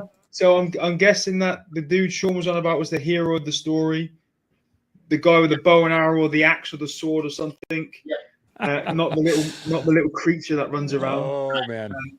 But no, I'm guessing what you're saying is when they put this ring on, they turn evil, right? Eventually, yes. Essentially, it morphs them. It takes their soul, right? I mean, in essence, this is the implication, right? Like they become a hollowed out version of themselves. It deceives them, and so it is kind of succumbing to temptation, is what it symbolically represents. And so, Tolkien obviously had a very heavy Christian influence. And so if you look at Lord of the Rings, there's a lot of Christian undertones within that. But universally, a good story is a good story, regardless of what your faith background is or isn't. And so that's kind of what we're alluding to. And I think you're right, Chance. Historically, we have relied upon these, big collective concepts to rally behind, and that has been the way. But I don't know if that is the way forward. And this may be a bit mystical, for folks. But I think there's a cosmic shift away from that, and I think humanity is kind of transitioning, and we see the dissolvement of institutions, right? There was a period, an epoch, where we had to come together collectively to build the society. And the only way we could do that was by kind of giving up our own individual sovereignty to work towards a collective goal. And we see that is the world that we live in, that the infrastructure that we have could not be done on even a tribal scale, right? Even the collectivism within a tribe, right? So we needed an energy force to move us that was bigger than that to build the place that we're at. But we see that starting to fade away. The background noise or frequency that kind of just spurred us onto that doesn't seem to be there anymore. We can just see that happening amongst people just in a very natural way. And so I think the way forward is actually through more through a sense of autonomy. And it's not like every man for himself. It's just understanding that if it's to be done, I need to possess the capacity to do that. And if we all can individually have that level of autonomy for the greater good of humanity, then we will see humanity continue to survive. But it's not going to work in the way that it was. I don't know that it's going to be, a big rallying cry behind some unifying, project, as it is just an idea of like, hey, if I'm going to survive, then I need to be capable of certain things. And if everyone approaches life with that notion of just making themselves into the best version of themselves, it will lift the boats inadvertently. Even though we're not collectively doing it together, our individual effort will have a collective net benefit. I think maybe we just need the aliens to attack us, and we can do it independent style and like. Right. Yeah. Maybe a big event will do it, but I doubt it. I doubt we've got a big event coming down our way. We're all going to. I don't think we really want one. I mean, no, I don't. We say that, but like at this stage, the kind of event that would be big enough to do that globally, I don't think we could actually survive it even if we wanted to. It would be so cataclysmic. It wouldn't matter how much rah-rah we had. Right. So I think we're better off just taking this, this very radical, self-responsible approach. And it doesn't mean that we don't have empathy. It doesn't mean we just are void of compassion. We still love and care for other people. But that starts with the love and care of ourselves, which we're not very good at. You can't love anyone else if you don't love yourself. You can't help anyone else. So you're describing two epochs then. One that we've gone through and one that you hope comes to fruition. And so here's what I see, and I agree with you. That'd be great if that's how it all pans out. Fantastic. But we've moved through this global sort of human effort to set up the planet, set up ourselves, set up comfort, deal with the problems, set up the solutions. And so that kind of got done, and now here we are, and we're all benefiting from it. And I feel like currently the desire to work on behalf of a grand institution or pour your life into something that you feel doesn't have any meaning, people are doing that less and less nowadays. But sadly, there's this gap where a lot of people feel like they've got, like they're not worthy of anything. Like we're asking people to be the best version of themselves independently, and then somehow collectively that will raise all of our boats. Unfortunately, a lot of people out there, most people, don't know who they are, don't know why they're here, and don't know what they're supposed to be doing on that mystical level. And so we have this epoch now that maybe we'll move into, but we're not there yet, because most people in this transitionary phase, as I see it, are unaware of who they are or what they're supposed to be doing as a human right now. So we have to show them. We have to hold up and be that mirror, right? The only way that that's going to happen is the people who do know who they are, who do understand that sense of purpose and their potential. They need to continue to work to fulfill that and show others how it's done, and be willing to teach others how it's done. I think you're dead on with that, Shaun. You're absolutely right. We have a massive self-worth problem in our society, which is probably the leading cause of all of the things that they're really struggling with now. And the only way through that is to show people their worth. You can't tell them. You can try, but it's not as impactful, right? I can't get on this little machine and say, hey man, you're so cool, I like you a lot, you're the awesome, most amazing person, right? But what I can do is spend time with that person, and I can hold the space and give the energy, and interact with them in a way that I don't have to tell them. They just know it. They can feel it. They can feel it through presence, and that doesn't exist in a digital realm. The secret, the magic is physical presence in a physical world with a physical body that is physically capable. So I agree with that. Now, here's the challenge to all of us, of course. If someone wants to be a true digital wizard, it's capturing what Josh just said and being able to wield that in the digital world, where you feel like you're connected to the person, where you feel like they digitally genuinely care. Now, that does take a little bit of wizardry, but it also takes a lot of reps. And I'd referred to that earlier when I was speaking about Mark, because Mark has put in a lot of reps. And Mark does a lot of things that I consider like, holy cronkamole, I can't believe that dude just cracked it out of the park again. Now, Mark might not see it that way because he's been in the grind a long time. And that's worth mentioning, that if you're trying to connect with people through the digital medium and you've put in enough reps where you feel like, I think I might be able to do it fairly well now, right about that time, I do believe that's when you kind of start losing your passion for it, because you've got to go like super freaking hard on the digital medium to learn how to do it well, because you got to make like a gajabillion mistakes and it beats you down. And so if you can hang in for the long haul, where you realize that you're doing it for the right reasons to like raise all boats, it takes a few years, I think. So now Mark is at that point where he's had a few years in and he's done all the things. And now at this point, Mark, do you feel like it was all worth it?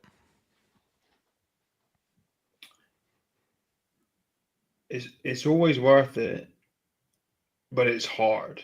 Like, I've been doing this for 15 years. Yeah. I'm just going back to what you and Josh were saying about being physically with somebody, being different to digitally being with somebody. I've had thousands of people contact me over the years. I've got 7 email accounts, so on every social media platform you could think of. Some people seem to even find my phone number somehow. And I think it's because of the content I've put out over the years. They think I'm some sort of guru who can solve all their problems. And some of them are like awful problems, like really bad things. And I've done what I can to help and support through these digital mediums that we have. And it's been great and it's worked. I don't think, it's worked, but it is different to being physically with somebody. However, you're one person with 24 hours in a day. So physically, it wouldn't be possible to, what I'm talking about is replying to all the people that over the years have contacted me.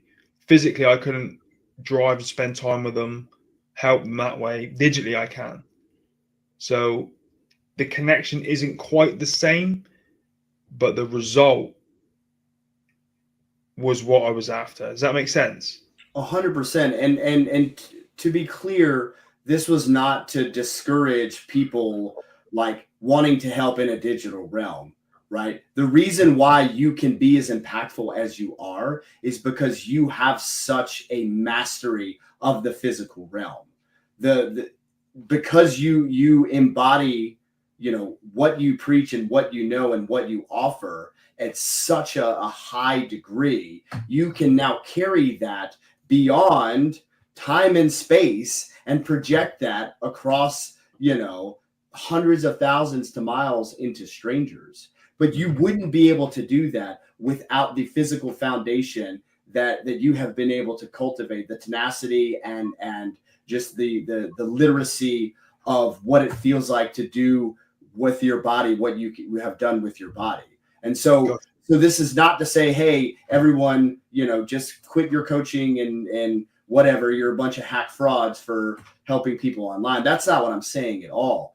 I mean, the people who come to what we do, I would never come across 90% of them were it not for this technology. So I'm not bemoaning that. I'm just saying that, like, that is, you can't make that the menu. You have to eat the meal first, and then you can pass out. You have to cook the meal first. You have to have prepared the meal and have the ingredients and have a firm understanding of the procedure and the taste and how they come together to create this culinary masterpiece.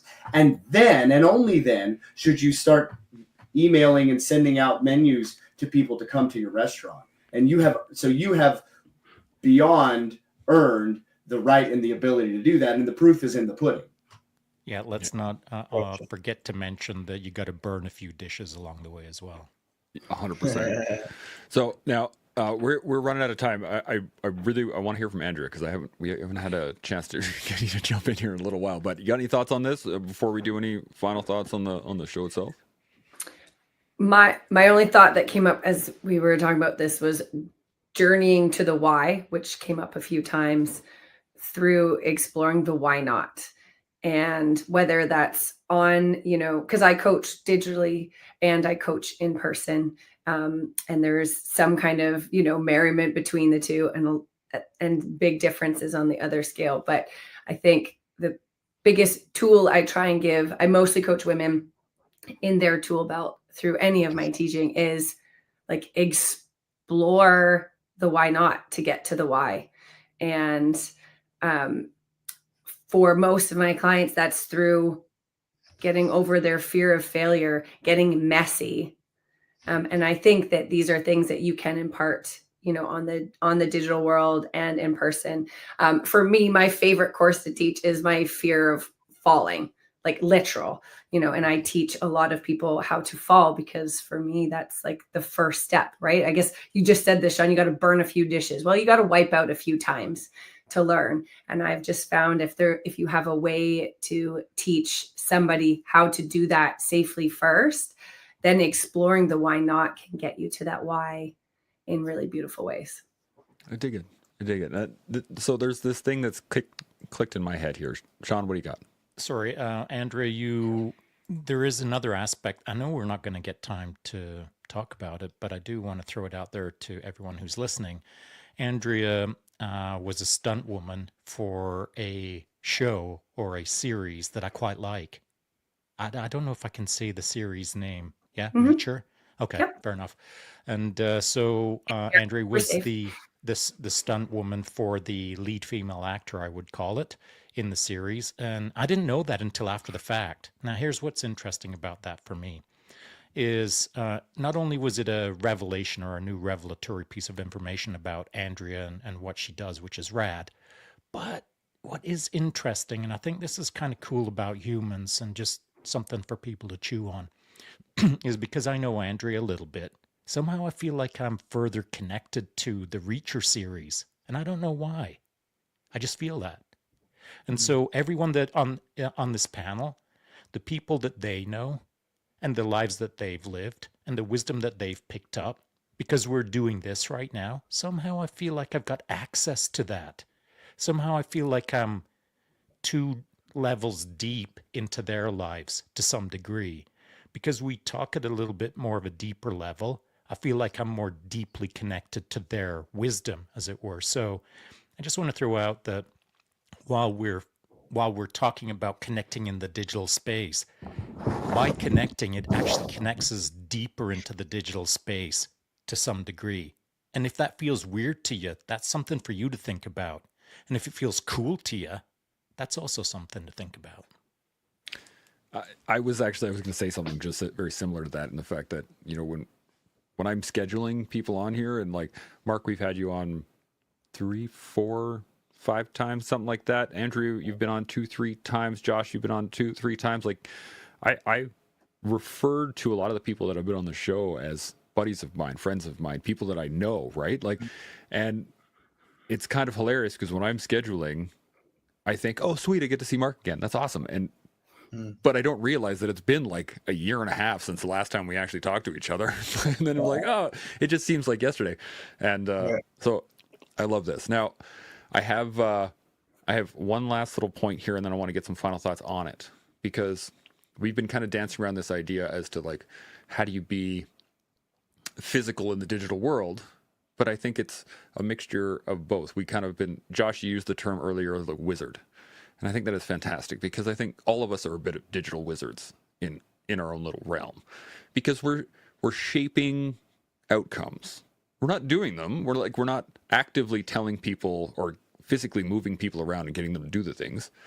We're demonstrating an idea, or demonstrating a particular move, or demonstrating a way of life, and then other people that get to emulate it. So we are kind of digital wizards. And I want to ask you guys this as a final thought.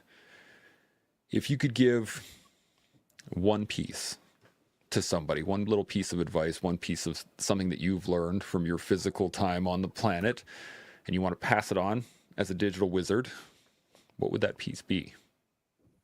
What do you think? Let's start with Josh. You're on the bottom. What do you got? You're muted. Hold on. There we go. The first word that popped into my head, and I'll see if I can make it into something, which is authenticity, right? Being authentic. And we talked about, so some people might call it being weird. I don't use weird. I just use like, oh, you're just being you. Because everyone truly is unique. The only reason we have the idea of average is the notion of conformity. No one is average. Average doesn't exist. It is purely conceptual, right? It is a mathematical tool that we have derived to describe data and give us an idea of something. But no one is actually average in practice. Every single individual is subtly or very widely different. And the only reason we see a person who is normal or average is because of whatever mask they have put on to try and conform to this notion of what that average should be. And so if you are pursuing anything, I think the best chance of success is going to be to do so as authentically as you can. And that is the real challenge, because it means you have to figure out who you truly are. If you don't know who you are, you cannot be authentic, because what are you being authentic to?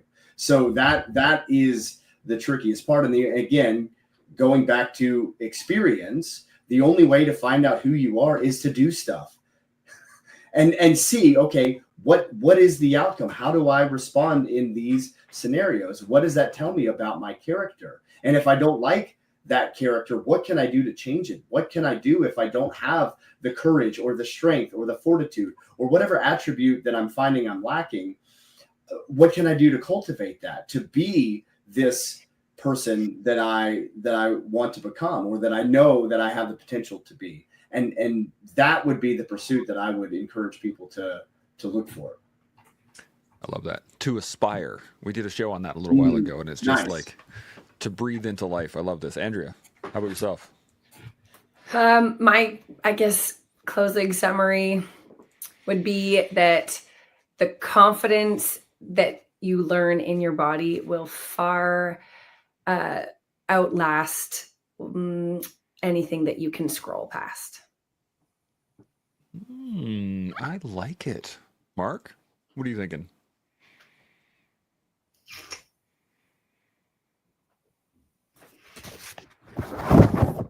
Resilience is what I'm thinking. If we're talking about what have I learned physically that I'd like to pass on, it's that your body and your mind are a lot more resilient than you understand. But the only way to understand that is to push it to the limit to truly find out how resilient you are. I dig it. I dig it. Shaun, what do you think?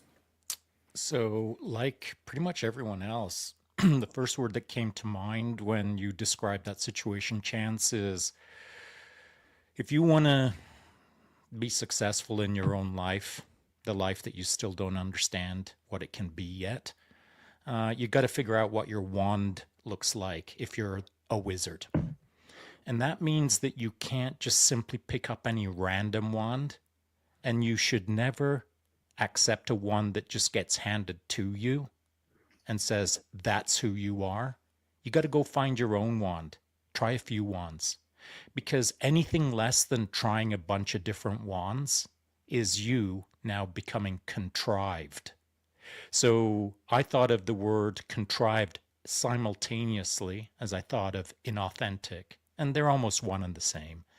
But I feel that as a society, we are now at a point in existence where the digital world is starting to shed or starting to cast some of its demands on society to be contrived, to be inauthentic.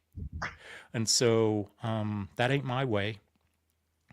And that's why I feel that to wield your wand successfully, to do that magician thing, you just got to do you in your day and not overbuild it, not be contrived in your day. Whatever I do on a heavy bag, or whatever I do on my bike, whatever I do in a podcast, I'm just trying to do my best without trying to be more than I am. This is me at my best. Hopefully I'm better tomorrow. But if you're not overreaching to be artificially more than you are, that's where the magic is. But you still got to overreach a little bit. I would agree with that. I'm going to go back. My final thought is going to go back to this idea of devotion. And I think that if we can devote ourselves to an idea, an ideal, a concept, a path, whatever it is you want to call it, if you can devote yourself to that, then you will see progress. You'll see development from there. And then to Andrea's point earlier, you said, explore the why nots. That's part of it, right? Like, I have a general interest in rock climbing. Okay, well, go rock climbing. Then see if that works for you. And if that does, sweet, you can devote yourself to it. Jiu-jitsu, horses, things like that for me were something that I can throw my body into. Podcasting is another one. I get to devote myself to it. My family, all of these things that I spend my time doing are the things that I am devoting my energy to, which is, I think, the key point in all of this. So with that, as we all continue to learn, build, and grow, we'll see y'all next week. Chimo. Chimo. Thanks everybody for watching and being part of the collective. If this has sparked any thoughts or resonated with you, let us know in the comments. Don't forget to like, subscribe, and share. Your support helps us grow and keeps the conversation going. We'll see y'all next time.